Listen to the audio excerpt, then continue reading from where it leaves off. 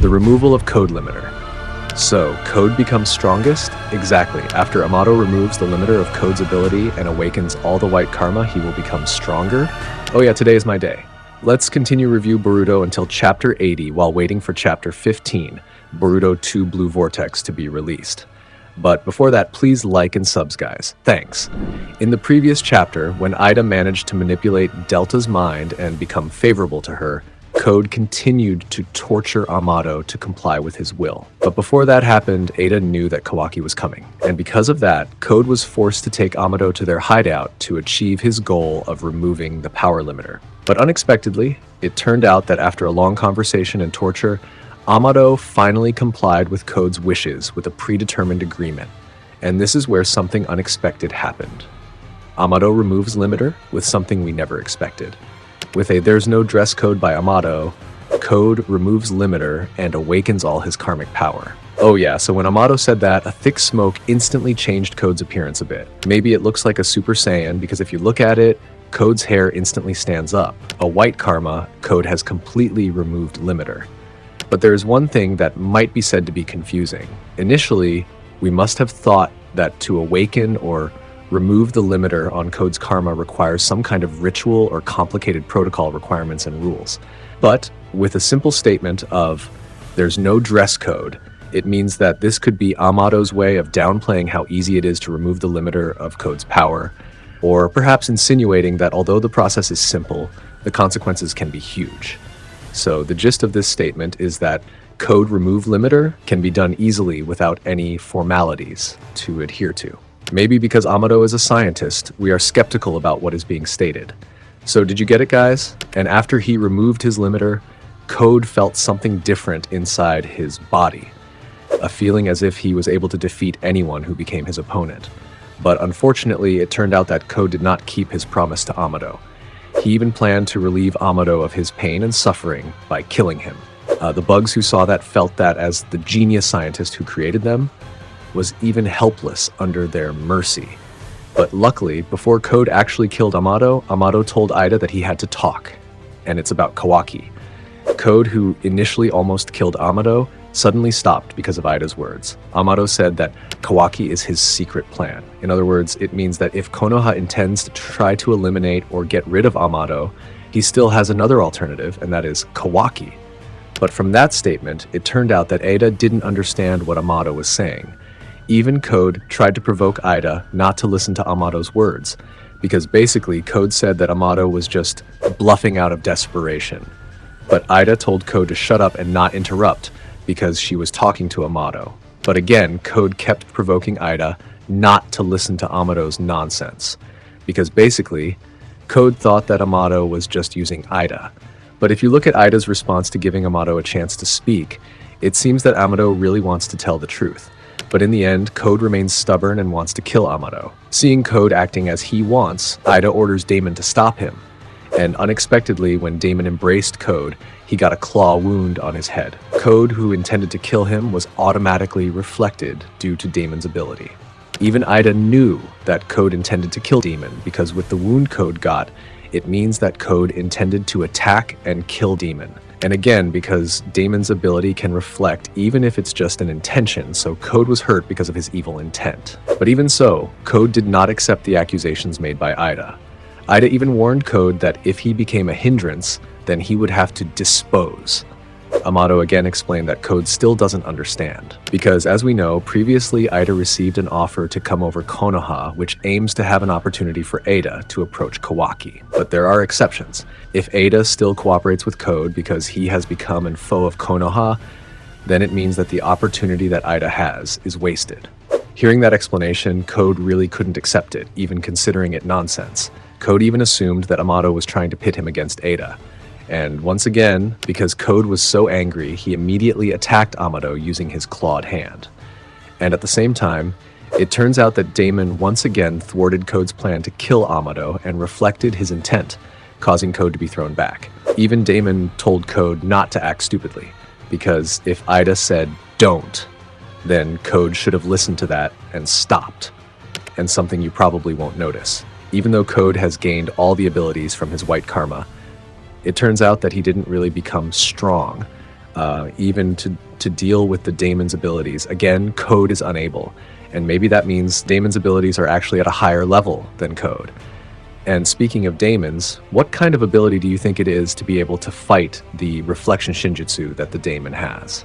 So the scene returns to Konoha, where Shikamaru explains everything that has happened to them. They were so surprised when they found out about a jutsu used by Ada that was able to make other people become enchanted to her.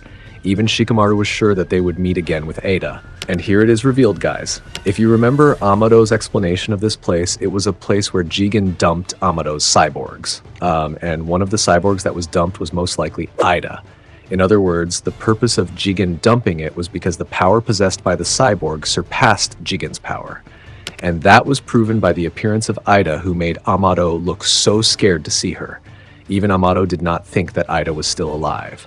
And even worse, Ida was not the only one. But there was another cyborg who had greater strength than Code, and it was confirmed that it was Damon. And that is proven by Shikamaru's explanation of Kawaki's fight with Code, where when Kawaki fought with Code, there was someone that Code used to counter Kawaki's attack, and he was a demon.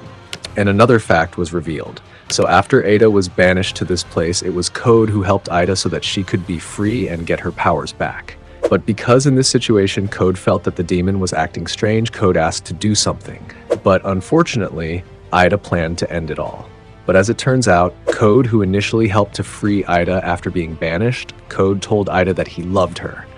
And that was from the bottom of his heart. But damn it, Ida rejected the flavor because she was sick of Code's self-serving attitude. In other words, Code only thought about himself without listening to what she had to say. That's women, right? And seeing Ida's response to Code, Damon emphasized that his sister didn't need him. Damon was the only one. He could fight anyone, including OTSUTSUKI. But there was something that made them surprised after Code stated that there was only one person who could become a knight, which was him. Code confidently and firmly confirmed to all of them about who exactly here is the hindrance. And that means the meaning of Code's words is that Damon is actually the hindrance for Code as a knight for Ida. And finally, Code and Damon intend to fight. But unexpectedly, before that happens, a voice is heard from a distance, and he is Bug. Bug tells Code to be careful with Damon's palm. And as it turns out, guys, there's a secret to dealing with the Damon's troublesome abilities if he knows the secret. In other words, it's only when he's touching others with his hands that actions get reflected. And since Code has gained all his power, which is more than Jigen, it could destroy each other if Code and the Damon fight. Code, who had understood the secret of Damon's ability, without thinking, immediately attacked him with his clawed hands. But with speed and agility, Damon managed to dodge and move behind Code, and immediately made a great attack until the resulting blow made Code vomit blood and the land was destroyed. But apparently, Code had made a claw mark right above Damon and immediately teleported behind him while counterattacking. But again, Damon's ability cannot be underestimated. He was able to parry Code's attack and kick Code until his body bounced off the wall. Code fell and was completely defenseless against Damon, who was just a kid. Even Damon admitted that Code was stronger than Jigen, and even if it was against Uchiha or Hokage, it wouldn't be a problem for him. But in essence, Damon stated that it didn't matter because he was the strongest as number one. And seeing Code, who was completely helpless against Damon, Bug, who was by Code's side, became anxious. Even he was initially opposed to waking Damon up.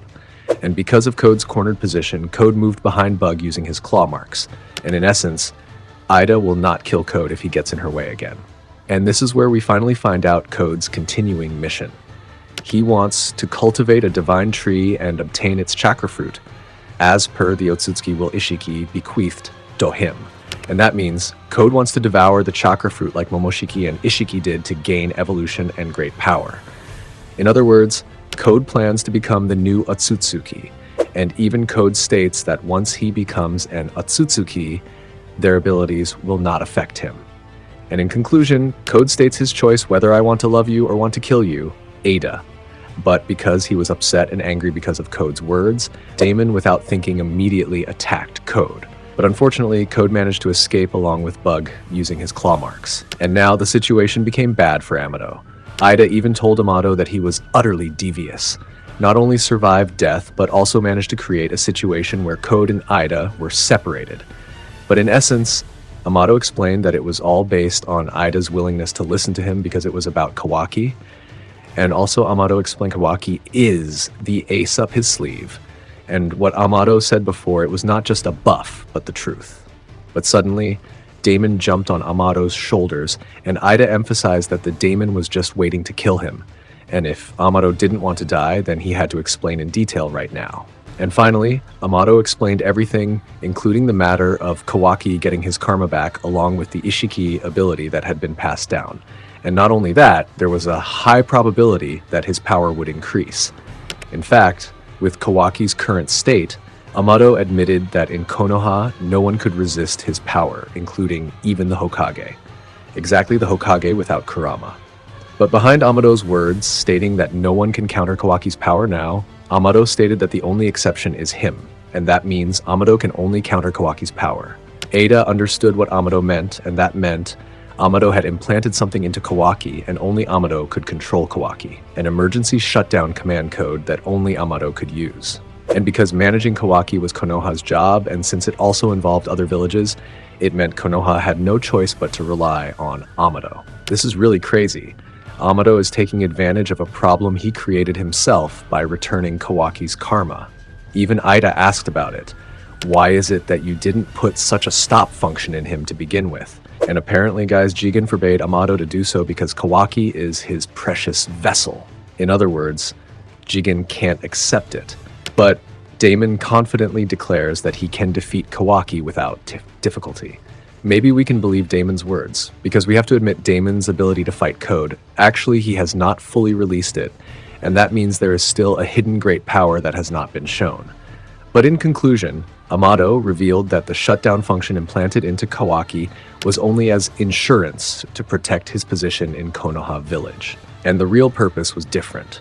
And it turned out that Amado's different purpose had something to do with Kawaki's karma. But unfortunately, Amado did not answer and explain more details about it, because in his opinion, it would be a long story, and the best thing for now is that Ada accepted Shikamaru's offer to move to Konoha, and that means this is the beginning of why Ada was able to settle in Konoha.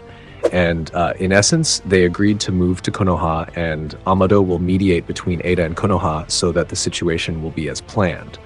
And moreover, Amado also plans to inform Konoha about Damon. But before we continue, what will happen next in Konoha after Ada and Damon move, we will continue the story tomorrow again because I have to drop off my grandmother for a race. Thanks to all of you, and until Chapter 15 of Boruto 2 Blue Vortex is released, we will continue until Chapter 80. Like and subs. See you in the next chapter. Bye bye, Dada Bio.